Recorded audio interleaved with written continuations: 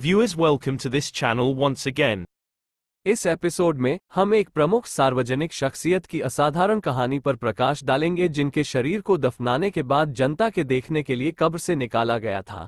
जब लोग अपने श्रद्धेय नेता को अंतिम सम्मान देना चाह रहे थे तो व्यापक आक्रोश उभर आया। ये मानव इतिहास की एक अभूतपूर्व घटना है। सर मिर्जा मोहम्मद इस्माइल का जन्म 24 अक्टूबर 1883 को बेंगलुरु में हुआ था।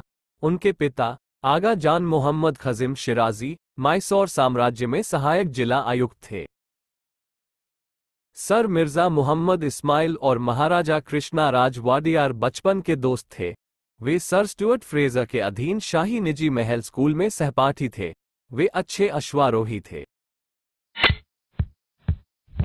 सर मिर्जा इस्माइल ने 1904 में बेंगलुरु के सेंट्रल कॉलेज से स्नातक की उपाधि प्राप्त की।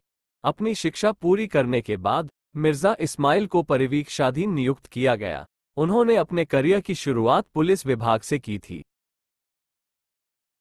मिर्जा ने अपनी सेवा कोलार जिले में शुरू की। उन्होंने सालिग्राम के नारायण राव, जो पुलिस कप्तान थे, का अनुभव प्राप्त किया और वे अंत तक दोस्त बने रहे। मिर्जा को पुलिस विभाग में आए कुछ ही महीने हुए थे। इसके तुरंत बाद उन्हें महाराजा के निजी कार्यालय में स्थानांतरित कर दिया गया। दीवान बनने तक वह सहायक निजी सचिव, हुजूर सचिव और निजी सचिव जैसे विभिन्न पदों के तहत महाराजा की सेवा में रहे। इसी समय महाराजा ने अपने प्रधानमंत्री सर विश्वेश्वरैया से इस्माइल को सलाह देने का आग्रह किया। 1926 में सर विश्वेश्वरैया की सिफारिश पर महाराजा कृष्णा राज वाडियार ने उन्हें मैसूर का दीवान नियुक्त किया। 1940 में महाराजा कृष्णा राज वाडियार की मृत्यु के बाद वह महाराजा जयचामराज वाडियार के दीवान के रूप में बने रहे। हालांकि उन्होंने 1941 में इस्तीफा दे दिया। इसके बाद सर मिर्जा ने 1942 से 1943 के दौरान जयपुर के प्रधानमंत्री के रूप में कार्य किया। सर मिर्जा ने हैदराबाद के प्रधानमंत्री के रूप में कार्य किया। उन्होंने 3 अगस्त 1946 को पद ग्रहण किया, लेकिन मई 1947 में जब वे बेंगलुरु में थे तब निजाम को एक पत्र भेजकर इस्तीफा दे दिया। जब मेहदी यार जंग उन्हें अपने फैसले पर पुनर्विचार करने के लिए मनाने के लिए बेंगलुरु गए तो सर मिर्जा ने इनकार कर दिया। हैदराबाद के प्रधानमंत्री के रूप में उनके इस्तीफे के बाद उन्हें कश्मीर और बड़ौदा के महाराजा द्वारा प्रधानमंत्री पद की पेशकश की गई, लेकिन उन्होंने इनकार कर दिया।